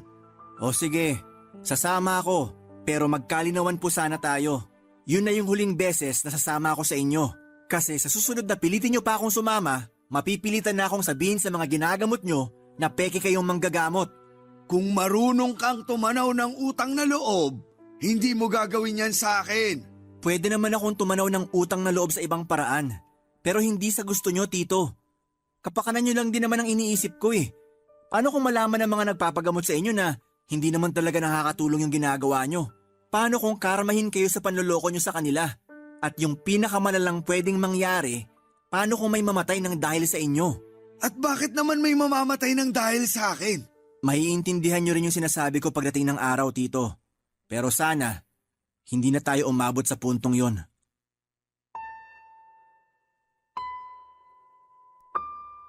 Papadudot ilang beses ko nang sinubukan na patigilin na si Tito sa ginagawa niya. Tuwing may inilalapit sa kanya na may lagnat o pananakit ng katawan, ang matik na sinasabi niya ay napaglaruan daw ng elemento. Minsan naman ay sinasabi niyang may nagbabantay na kaluluwa at doon niya ginagamit ang kakayahan ko. Sinasabi niya na may nakikita akong kaluluwang gumagambala sa kanila kahit na ang totoo ay wala naman talaga. Dahil kung meron man ay hindi na kakailanganin pang magsinungaling ni Tito. Tuwing sinasabi ko sa kanya na ayoko nang sumama sa panggagamot niya ay ginagamit niya ang utang na loob ko sa kanya para hindi ako makawala. Batid ko na may sarili naman akong pag-iisip at kaya ko nang magdesisyon para sa sarili ko, Papa Dudut. Pero hindi ko naman siya magawang iwanan dahil wala na siyang pamilya o malapit na kamag-anak doon sa lugar namin. Hanggang isang araw ay hindi ko akalain na aabot na rin si Tito sa puntong pati mga taong malapit sa amin ay biniktima na rin niya para sa pera. Nagkasakit noon, Papa Dudut, ang nanay ng kaibigan ko. Naging magkaklase kami ni Chito noong high school at magkapitbahay lang din kami. Dahil ilang araw nang masama ang lagay ng nanay niya, ay nagpasya na siyang lumapit kay Tito Doming sa pag-aakalang may maitutulong ito sa kanila para gumaling. Barangay Love Stories. Barangay Love Stories. Papa Dudut, hindi ako kasama ni Tito noong ginagamot niya ang nanay ni Chito. Kahit anong kasing pilit niya ay namasada na lamang ako. Pero bago niya puntahan ang nanay ng kaibigan ko ay sinabihan ko na si Chito na sa ospital na lamang dalhin ang kanyang ina para makasigurado. Pero dahil walang sapat na pera ay nagbaka sakali siya sa kakayahan ni Tito Doming. Hindi ako mapakali noong araw na yon dahil bukod sa kaibigan ko si Chito ay alam ko namang hirap din sila sa pera. Nang makauwi ako noon ay nalaman ko na nagbayad pala ito ng 500 piso kay Tito Doming. Tinanong ko siya kung ano ang ginawa niya sa nanay ni Chito at ang sinabi niya lang daw ay may nagambalang elemento ang nanay ng kaibigan ko. Nagbigay lang siya ng pangontra at herbal na hindi naman talaga makakatulong sa kalagayan nito noon. Umasa ang kaibigan ko na magiging mabuti na ang kalagayan ng nanay niya at hindi na kakailanganin pang dalhin sa ospital. Pero ilang araw lang ang lumipas ay pumanaw ito. Huli na nang malaman ni Chito ang sakit na ikinamatay ng nanay niya at hindi ito naagapan.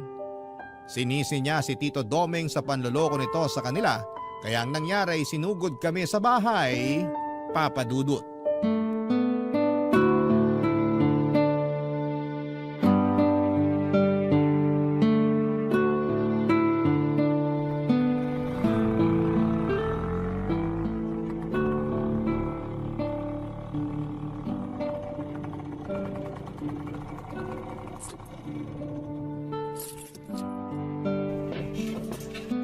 Ay, salamat. Nakauwi rin. Nasaan yung tatay-tatayan mo, manloloko? Sabihin mo, gusto ko siya makausap. Ha? Teka, bakit? Huwag ka naman maangan. Sigurado ako na alam mo yung kalokohan na ginagawa ng tatay-tatayan mo. Hindi siya totoong manggagamot, di ba? Peke siya. Pati kami niloko niya. Teka lang, Tol, huminahon ka muna. Pag-usapan natin to ng maayos. Pag-usapan ng maayos? Namatay yung nanay ko. Nagawan ko pa sana ng paraan na mailigtas siya kung hindi lang sana kami niloko ni Mang Domeng. Tol, sinabihan naman kita, di ba? Sinabi ko na sa'yo na sa doktor mo na lang dalhin nanay mo. Anong gusto mong palabasin? Nakasalanan ko kaya namatay nanay ko? Ako ba yung nanloko dito? Palabasin mo na si Mang Domeng. Siya gusto ko makausap, hindi ikaw! Kauuwi ko lang. Hindi ko alam kung nandyan na siya sa loob. Ano nangyayari dito? Buti naman nagpakita ka! Napakasinungaling mong matanda ka! Sabi mo gagaling ang nanay ko! Tingnan mo kung nasa siya ngayon! Nasa morgue! Teka sandali, bakit naman ako yung sinisisi mo? Ginawa ko lang naman kung anong makakaya ko. Pero hindi ko hawak kung anong magiging kapalaran ng nanay mo, iho. Kung di nyo sana sinabi na gagaling na si nanay, nakagawa pa sana kami ng paraan! Sana sinabi nyo na lang yung totoong kalagayan niya! Hindi yung pinaikot nyo pa kami! Iho, hindi ako doktor na nakakagamit ng mga aparato para matukoy yung sakit ng nanay mo. Nakakapanggamot lang ako base sa kakayahan ko. Kaya hindi mo ako dapat sisihin sa nangyari sa kanya. Masama na yung lagay niya bago mo pa siya inilapit sa akin. Kung talagang malala na yung sakit niya, kahit ilang orasyon pat pangontra ibigay ko sa kanya, wala na ring silbi yun. Kasi wala kayong silbi! Peki kayong manggagamot! Nanluloko lang kayo ng mga tao para magkapera! Iyo, ikinalulungkot ko yung nangyari sa nanay mo. Pero sana, wag mo namang isisi sa akin yung pagkamatay niya. Mananagot ka sa nangyari kay nanay! Tol, Huwag mo na subukan ipagtanggol to Wala matanda! akong kasalanan sa pagkamatay ng nanay mo, Chito. Tanggapin mo na lang na hanggang doon na lang yung buhay niya.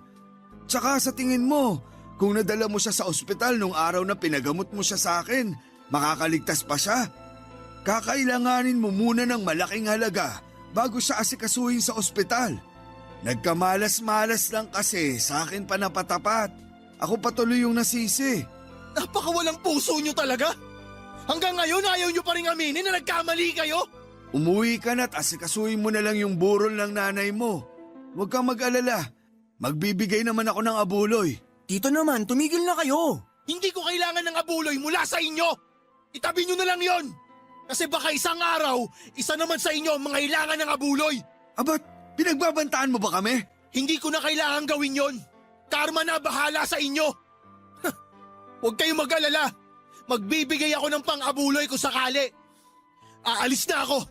Pero tandaan nyo yung mga sinabi ko! Hindi ko gusto tabas ng dila ng kaibigan mong yun, Johnny. Masyadong mayabang. Kung pagbantaan ako, ganun-ganun na lang. Hindi nyo na sana pinatulan. Natural lang na mataas pa yung emosyon ng tao. Isa pa, hindi man kayo yung direktang may kasalanan sa pagkamatay ng nanay niya, may kasalanan pa rin kayo kasi niloko nyo sila. Ay, ganun ba talaga kahirap humingi ng tawad para sa inyo? Imbis na sa sitwasyong to, kayo yung magpakumbaba. Lalo nyo pang pinalala. Papadudot gustuhin ko mang makipaglamay kina Chito ay hindi ko nagawa yon. Sa takot na magkagulo lamang kapag nakita niya ko roon. Inirespeto ko na lamang ang gusto ng kaibigan ko at para makatulong kahit papaano ay palihim akong nagpaabot ng kaunting abuloy para sa yumaon niyang ina. Nakisuyo lamang ako noon sa pinsan niya, ang kaso ay nalaman pa rin niya na sa akin galing ang pera kaya ipinabalik niya Papadudot. Dahil nasa tapat lamang ng bahay namin ang pinaglalamayan, ay hindi ko mapigilang kilabutan tuwing napapatingin ako sa kabaong ng nanay ni Chito. Minsan kasi ay namamalik mata ko. Yung mukha kasi ng nanay niya na nakalagay sa tarpaulin ay parang buhay na nakatitig sa akin. Kung ano-ano ang kababalaghan ng naranasan ko, lalo na noong unang gabi pa lamang ng lamay. Maghahating gabi na kasi noon nang tumayo sa gitna ng kalsada yung aso ng kapitbahay namin. At saka sunod-sunod itong umalulong habang nakaharap sa bahay namin. Ayoko na sanang mag-isip ng kung ano-ano, Papadudot, pero parang may nais itong ipahiwatig sa amin ni Tito Domeng. Sa ikalawang gabi ng lamay ay hindi na ako nakatiis. Sinubukan ko nang kausapin si Chito para personal na humingi ng tawad sa kanya at magpaabot na rin ng pakikiramay.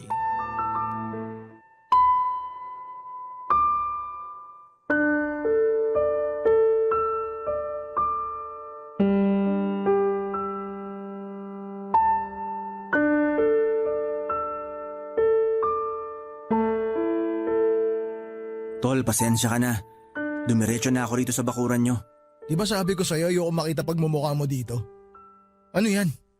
Naghuhugas kamay ka ngayon? Tol, hindi. Gusto ko lang talaga makiramay. May pinagsamahan naman tayo eh. Kung ano man yung nagawa ni Tito, hindi naman ako kasama ron. Pinigilan ko rin naman siya eh. Ikaw rin, pinigilan kita. Ano ngayon gusto mong gawin ko? Pasalamatan ka? Hindi naman sa ganon. Gusto ko lang makiramay, yun lang. Ay, ano pang magagawa ko nandito ka na. Baka gusto mo magkape. May mainit na tubig pa ron sa kusina. Hindi na. Hindi na ako magkakape. Gusto ko lang talagang sabihin na pasensya ka na talaga. Hanap ka na lang na mauupuan mo. Konti pa lang naman yung tao dito sa lamay. Sige, pero baka kailangan mo rin ng tulong. Kahit tagabigay lang ng kape o biskwit, pwede ako. Huwag kang mag-alala. Hindi naman ako mag-uuwi. Huwag na. Huwag ka na mag-abala. Kaya ko na to. O sige, ikaw bahala. Magkalinawan lang tayo Hindi porket hinahayaan kita rito. Pwede na rin pumunta rito yung tatay-tatayan mo. Magkakagulo talaga kami pag nakita ko siya rito. Mukhang hindi naman talaga siya pupunta kung sakali. Tol, pwede ko bang silipin si tita? Pwede naman. Sige, sumilip ka. Grabe, nakakagulat talaga itong nangyari kay tita. Ang lakas-lakas pa niya nung nakaraan. Binibiro pa nga niya ako tuwing nakikita niya akong dumaraan eh. Hindi kasi nagsasabi si nanay na may nararamdaman na pala siya. Sana may nagawa man lang ako para sa kanya. Ayaw lang siguro ni tita na maging pabigat sa'yo, kaya hindi niya sinabi. Ano nga palang sakit niya? Pancreatic cancer. Nakita ko yung itinago ni nanay na papel sa mga gamit niya. Nagpa-check up na pala siya noon pero hindi niya sinasabi sa akin. Pero di ba inaaya mo siyang magpa-check up nitong mga nakaraang buwan nung sinabi mo na may napapansin ka sa kanya? Inaaya ko siya pero ayaw niya sumama. Hindi niya raw gusto yung amoy ng ospital eh. Ang sabi niya pag nasa loob siya ng ospital para siyang unti-unting pinapatay. Ay, kaya naman pala niya nasabi yun kasi nanggaling na siya ron. Naalala ko yung araw na yun. Maghapon siyang nawala. Tapos ang sabi niya lang, naghahanap siya ng pwedeng pasukan bilang kasambahay. Talagang ayaw niya na nag-aalala ka. Kaya kahit nahihirapan na, hindi pa rin nagsasabi. Tama ka. Ayaw niyang mamroblema pa ako sa gastusin. Hindi ko rin kasi alam kung saan ko kukunin yung pera kung sakali. Pero sakit-sakit sa parte ko. Nawala man lang ako nagawa para dugtungan yung buhay ng nanay ko. Kasalanan ko to eh. Kasalanan ko rin kung bakit namatay si nanay. Huwag mo nang sisihin yung sarili mo. Wala na tayong magagawa. Wala na siya eh. Ipagdasal na lang natin yung kaluluwa ni... Tol, bakit? Nanay mo, nandito siya. Ano? Seryoso ka? Sinabi ko naman sa'yo noon na nakakakita talaga ako ng mga ligaw na kaluluwa, di ba? Huwag ka mag-alala. Hindi kita niloloko. Pero bakit nakikita mo siya rito? Kaya mo ba siyang kausapin? Nakikita ko lang siya. Pero wala akong kakayahan na kausapin siya. Sa tingin mo, galit ba sa akin nanay ko? Hindi ko masasabi. Ha? Namatay yung kandila. Siya ba may gawa nun? Teka, kumalma ka nga. Maraming nakikipaglamay ngayon. Baka matakot mo sila. Ano ako kakalma kung alam ko nandito yung kaluluwa ng nanay ko? Tapos namatay pa yung kandila. Anong ibig sabihin nun? Ipinaparamdam lang niya na nandito siya. Wala naman siyang intensyon na takutin tayo. Nandito pa rin ba siya? Oo. Nasa tabi mo. Tol naman! Huwag mo naman akong takutin ng ganyan. Totoo yung sinasabi ko. Pero hindi mo naman kailangan matakot. Si nanay talaga Mahal na mahal ko naman siya pero wag naman sana siya magparamdam ng ganito. Baka pag nagkataon, dalawa na kaming paglamayan dito.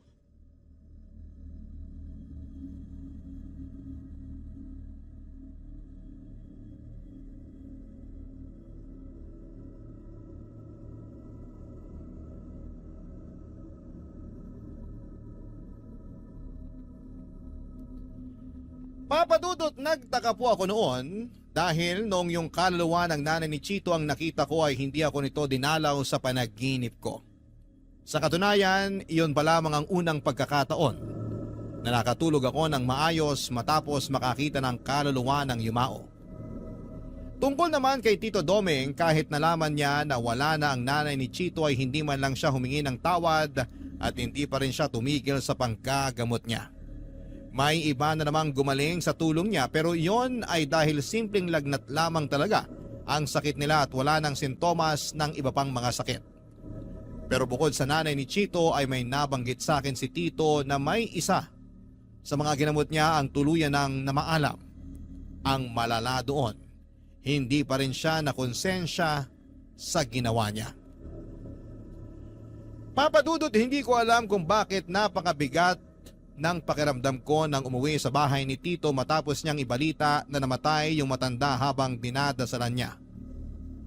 At kaya ginabi siya ng uwi ay dahil may dinaanan pa siyang lamay ng gabing yon. Pagkagaling sa lamay ay diretsyo na agad siya pauwi sa bahay at hindi na naisipang pang magpagpag, dala ng kalasingan. Pero ang hindi ko alam, bukod sa pagsuway niya sa pamahiin tuwing may lamay, may isa pa pala siyang ginawang kalokohan na hindi ko akalain na magagawa niya ng mga panahong yon, Papa Dudut. Barangay Love Stories. Barangay Love Stories. Papa Dudut, nang minsang umuwi si Tito ay nagtaka ko kung bakit may mga dala siyang pagkain. Noong tinanong ko siya kung saan galing yon, ang sabi niya lang ay bigay lang daw yon ng mga ginamot niya. Binigay lamang bilang pasasalamat. Pero syempre hindi ko siya nagawang paniwalaan dahil malakas talaga ang pakiramdam ko noon na may ginawa na naman siyang kalokohan. Ilang araw lang mula nang mapansin ko yung mga dalang pagkain ni Tito Doming ay nalaman ko na nagsusugal na rin pala siya sa mga pinupuntahan niyang lamay, kung saan na siya nakakarating noon dahil sa kaadikan niya sa pagsusugal. Hindi lang yon ang ginawa niya. Inamin niya rin sa akin na noong natalo na siya sa sugal ay natukso siyang kumuha ng pera sa mga abuloy doon mismo sa tabi ng kabaong noong pinaglalamayan. Naggalit ako sa kanya. Sa halip kasi na magtinu siya dahil sa nangyari sa nanay ni Chito ay lumala pa siya at umabot pa nga sa puntong ultimo patay ay nagiging biktima na rin niya. Pero ang mas inaalala ko po noon ay yung nalabag ni Tito ang pamahiin sa patay. Bukod sa hindi siya nagpapagpag, nag-uwi rin siya ng mga pagkain galing sa lamay, pati na rin yung perang kinuha niya mula sa abuloy.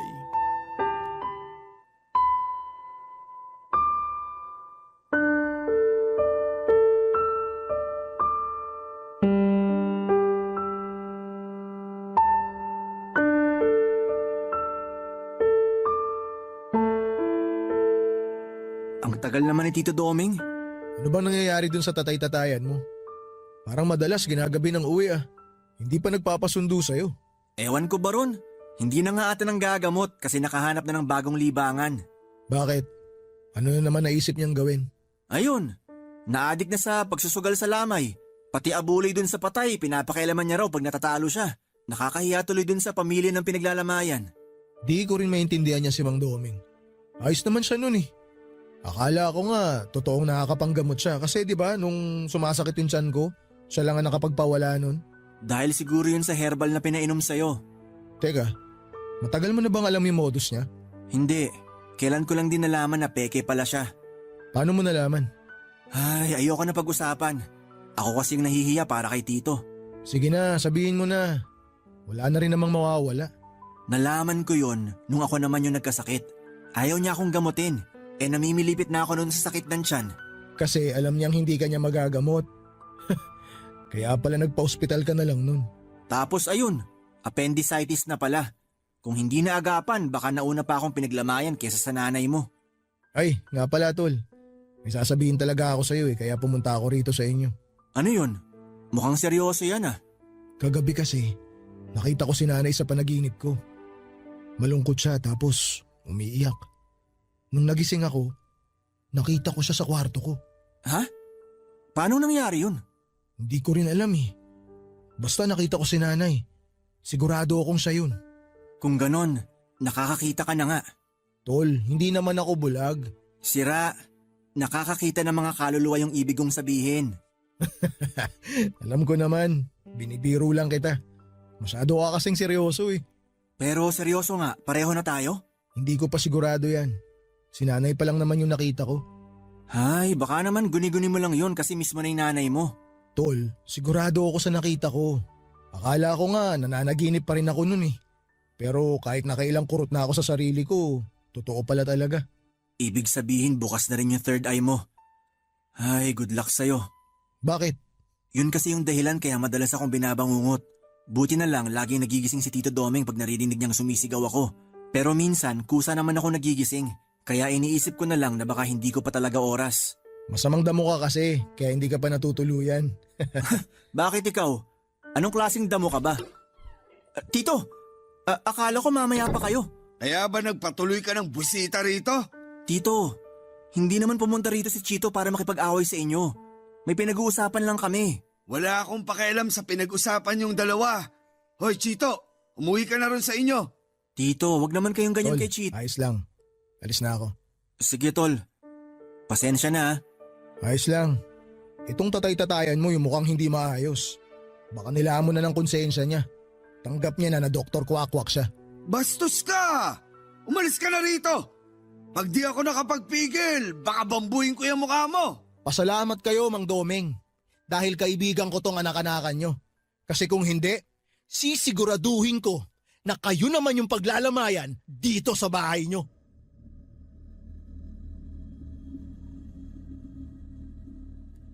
Papadudot, mabuti na lamang at hindi nagkasakitan ng mga oras na yon sina Chito at Tito Domeng. Hanggang sa pagkakataong kasing yon ay hindi pa rin sila nagkakaayos. Sa pag-uwing yon ni Tito Domeng ay napansin ko kaagad ang butil-butil na pawis niya mula sa kanyang noo. Pati na rin sa ibang parte ng kanyang katawan. Parang pagod na pagod siya.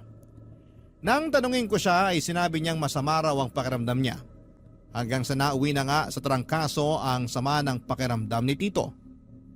Binantayan ko siyang magdamag, pinainom ko siya ng gamot at pinunasan ang katawan niya para bumaba ang lagnat niya. Pero walang nagbago sa nararamdaman niya, Papadudot.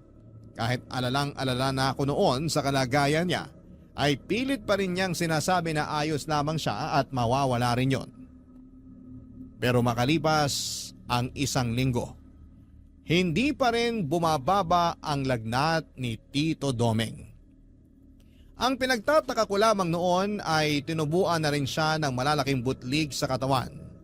Nagtutubig po yun at kapag pumutok na ay nagiging sugat naman. Batid kong nahihirapan na noon si Tito kaya sinabi ko na sa kanyang dadalhin ko na siya sa ospital. Pero hindi po siya pumayag. Ang katwiran niya ay wala rin naman kaming pampaospital at ayaw niya ring may iba pang makaalam tungkol sa kalagayan niya. Pinagbigyan ko naman siya pero habang tumatagal ay napapansin ko rin ang paglaki ng kanyang tiyan. Hindi ko po noon maintindihan kung ano ang nangyayari kay Tito kaya humingi ako ng tulong sa ibang mga kakilala namin. Pero noong dadalhin na namin siya sa ospital ay saka naman siya binawian ng buhay. At sa unang gabi ng lamay niya ay may nangyari na kababalaghan.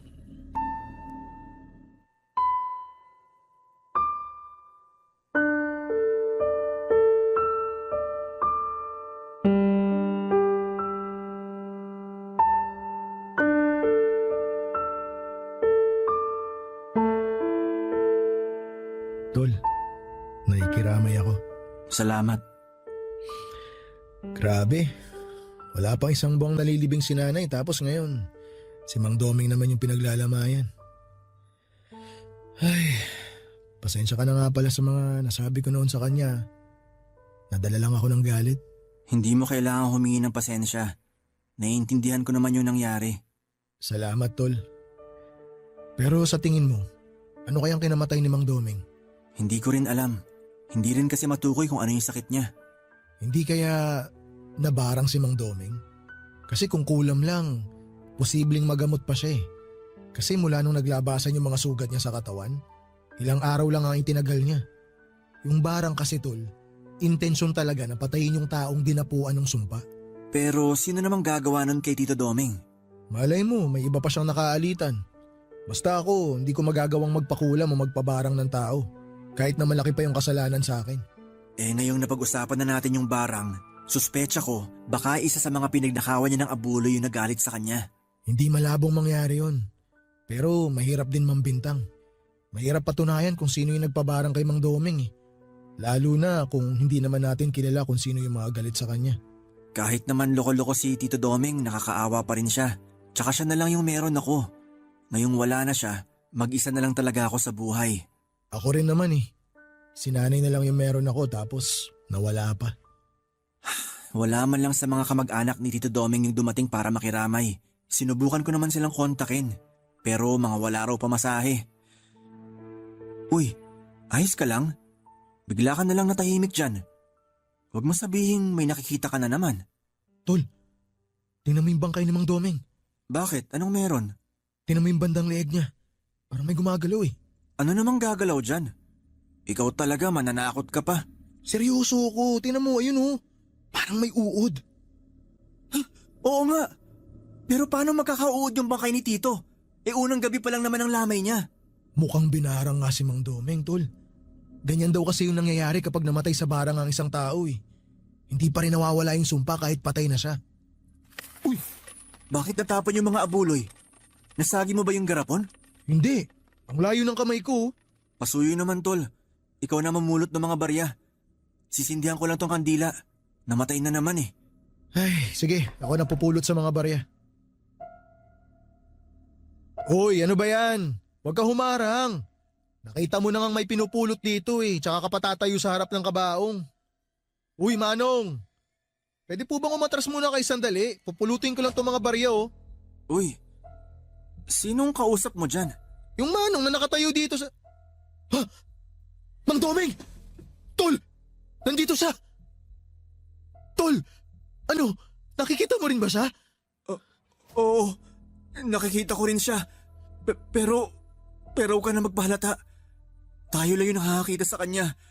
Baka matakot yung mga tao dito sa burol kapag nalaman nilang nakikita natin yung kaluluwa ng pinaglalamayan. Pero... Sige na nga. Grabe naman oh. Bakit nagpapakita sa akin si Mang Doming? Hindi naman ako yung nagpabarang sa kanya. Nakita ko rin naman yung nanay mo nung burol niya. Teka, kilala mo ba yon? Sino? Ayun oh, yung binata na nakatayo ron sa may poste. Kanino ko pa siya napapansin na nakatingin dito. Akala ko naman kanina napatingin lang. Pero paglingon ko nandun pa rin siya. Hindi umaalis. Oo nga no. Titig na titig siya sa kabaong ni Mang Doming. Hindi kaya kamag-anak niya yan? Wala siyang kamag-anak dito. Eh sino yun? Hindi ko nga alam. Kaya nga tinanong kita. Ha, tol! Nawala yung binata. Teka, saan naman pumunta? Ewan ko. Ang bilis na wala eh. Tumingin lang ako sa isang dali. Paglingon ko, wala na siya. Hayaan mo na. Baka napadaan lang. Baka nga.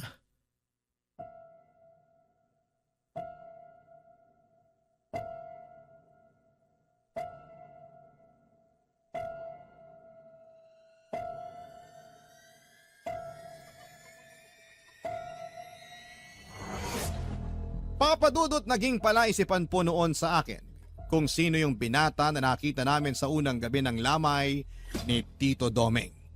Hindi na rin naman ako nagkaroon ng pagkakataong makausap ito dahil bigla na lamang itong nawala sa kanyang pwesto. Kung saan namin siya nakita ni Chito. Pero nang makapag-isip-isip ako noon, saka ko lang napagtanto kung bakit biglang nawala yung binata. Saka ko lang kasi napagkonekta na yung nakita ko sa lamay ay yung matandang nakita ko noong nasiraan kami ng tricycle ni Tito Doming ay iisa lamang. Kung sino man siya at kung bakit siya sa akin nagpapakita ay hindi ko po talaga alam. 3 gabi lang na binuro si Tito Doming at hindi ko na yon pinatagal dahil kakaunti lang naman ang pumupunta sa lamay. Siguro ay dahil nabalitaan na rin nilang peking manggagamot si Tito. Hindi na rin ako nagtataka kung maraming galit sa kanya pero doon sa hinala ni Chito at ng iba pa naming kakilala na binara nga siya ay hindi rin ako nakakasigurado. Lalo na't wala namang makakapagpatunay doon. Sabi naman ng ibang kapitbahay namin ay binarang man o hindi ay isa pa ring malaking karma ang dumapo kay Tito dahil sa mga panlulokong ginawa niya at sa pagnanakaw ng abuloy sa mga lamay na pinupuntahan niya para magsugal. Sa lahat ng iyon, buhay niya ang naging kapalit. Nang ilibing na si Tito ay isinama ko na rin lahat ng mga gamit niya sa panggagamot. Yung ibang gamit naman niya na naiwan ay sinunog ko na lamang gaya ng bilin ng mga nakakatanda doon sa amin. Masama raw kasing mag-iwan ng mga gamit ng isang taong namatay, lalo na kung namatay sa pambabarang. Mula nang mawala si Tito ay ramdam ko na hindi niya nilisan ang bahay niya. Madalas pa rin siyang nagpaparamdam kaya naman nagpasya na akong lisanin na ang bahay na yon. At ngayon nga po ay nandito na ako sa Aklan at isinama ako ni Chito sa trabahong inaalok niya sa akin. Ang kaso ay hindi ako natanggap dahil bumagsak ako sa medical. May problema kasi ako sa baga. Pero para hindi ako matenga ay nagtitinda na lamang ako ng street food sa palengke gamit ang pinagbentahan ko ng tricycle. Ibinenta ko yon bago umalis sa Antique. Yung bahay naman ni Tito ay ibiniling ko na lamang sa mga kakilala namin doon. Sabi ko ibibisitahin ko na lamang yon kapag dadalaw ako sa puntod ni Tito tuwing undas. Hanggang sa ngayon ay nakakakita pa rin ako ng mga ligaw na kaluluwa. Pareho na kami ng kaibigan kong si Chito. Kung hanggang kailan ko ito mararanasan, yun po ang hindi ko alam. Hanggang dito na lamang po ang aking kwento at maraming salamat po sa inyo at sa lahat ng bumubuo ng Barangay Love Stories. Ang inyong forever kapuso at kabarangay, Junie.